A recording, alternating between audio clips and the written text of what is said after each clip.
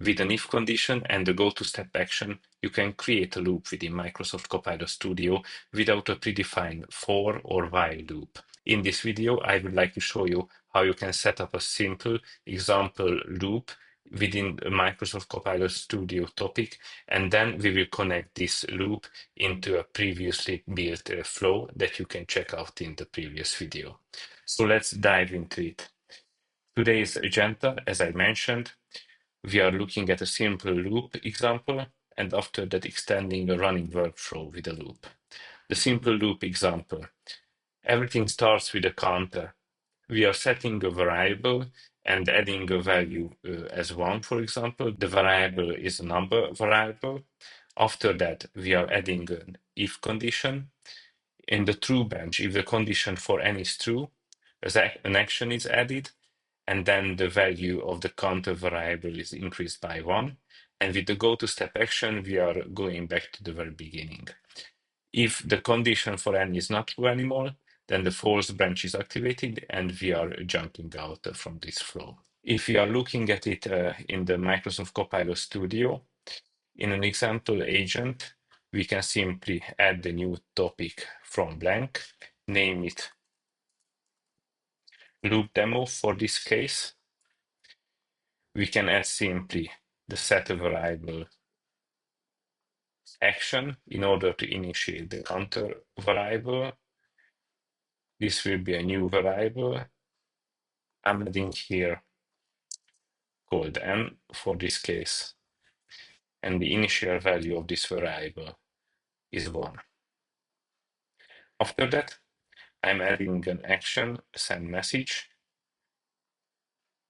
just to see and check the current value of the variable. After that, I'm adding a condition, and as we said, we need to initiate a condition for n. N is less than equals to 5 for this case as an example. If this condition is fulfilled, then we are adding an action that will be executed. It's not n, but send a message like loop for this case. Then a very important step, we need to increase the value of the variable by 1. For this, we are also using set variable value action, where we are selecting variable n, and with a formula, we can say topic n plus 1 is the value I want to refer to or counter variable. And finally, we need to manage to go back to the very beginning after that. For this, within the topic management paragraph, we can find the go to step action, and we need to select the destination step, and this will be the send message action here, which is the destination where we are going back after all these actions are achieved. In order to be able to trigger this topic, I'm adding a minus character, for example. If I'm hitting minus, then this topic will be triggered. So let's test this. What we should see is that we will see in the beginning that the value of n is 1, and after that we see a loop message, then n plus 1 is 2, and this 2 should be presented or sent to us again after that loop message, as long as the value of n is 6, because when it's 6, then the false branch of the loop will be activated. Minus, enter, and let's see what's happening. 1, 2,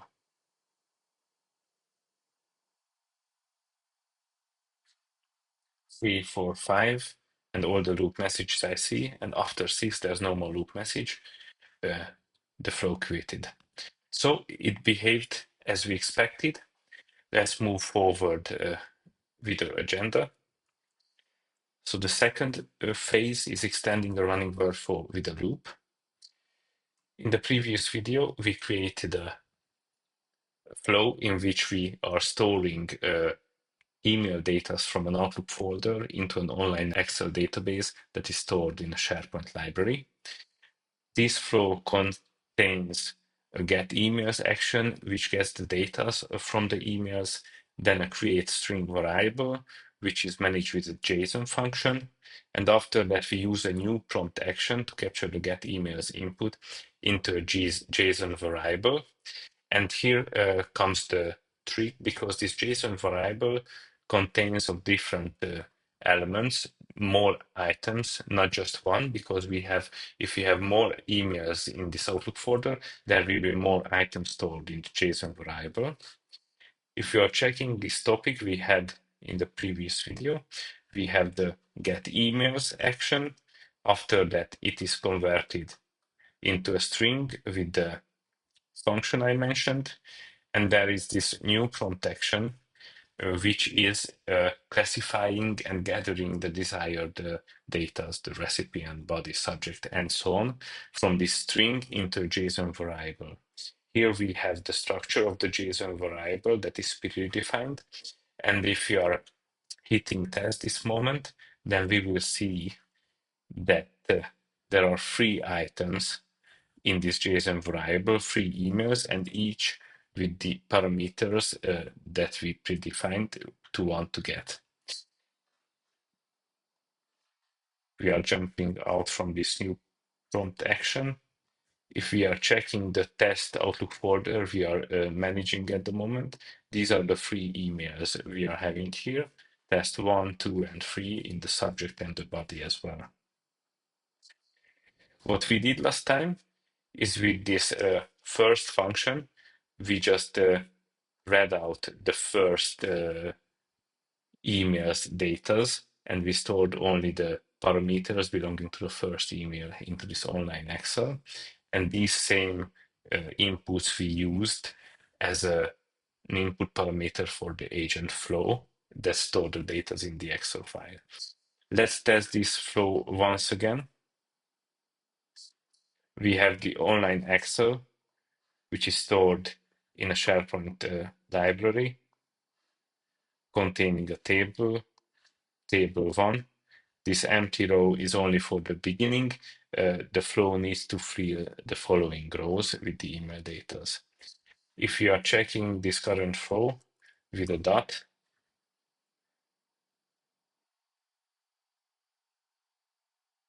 we will see that the new prompt action runs successfully and the agent flow as well. And in the online Excel file, I have the data of the first item from the JSON variable.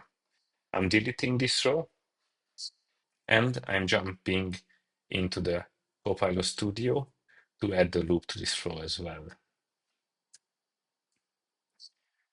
This is the new agent flow. That is the action that needs to be put into the loop, inside the loop, and repeated as many times, as many items we have in the JSON variable, as many emails we have in the Outlook folder. What we do, we add a counter, we initiate a variable and set the initial value to 1. We come here, we add here, set a variable value, create a new variable, we name it n. For this case, initial value is 1. And it's recognized that it's a number. After that, we add a condition. If n is less than or equals to the number of items in the JSON variable, that will be our condition for n. We are adding a condition, and here we say that variable n is less than or equal to, and this parameter, which is the number of items in the JSON variable, we can manage with this count rows formula. Exactly. After that, we are adding the desired action, which is the agent flow. We are adding a tool, emails to Excel. And now, We also need to use another variable here, which looks like this. This is the index function, in which we have the initiated n variable indicating which items from the JSON variable I want to deal with in this case. So if n is 1, then the first item within the JSON variable will be considered, and the recipient value, recipient parameter from this email will be taken. For the address, we are adding the same variable, but with address ending. Then we have the subject. And finally, we have the body, like this. Perfect. But still, we need to increase the counter value by 1. So we are adding the set variable value. And for n, we say with the formula that topic n plus 1 is the value I want to add. And now we need to jump back to the beginning with the go to step action. Topic management, go to step, select destination step, and this will be this send message that I have forgotten. So here I adding a send message action as well. And this is good because I can see the actual value of variable n, and I can use this as an anchor point where I can go back to. So once again, topic management, go to step, select destination step, this one, send activity that's stored. Now I can delete this old agent flow action, and everything looks fine. I'm just saving this flow as it is. Okay. I'm checking the online Excel file. It's empty. In the Outlook folder, I have the 3 emails. Now I'm ready to test the flow with the dot.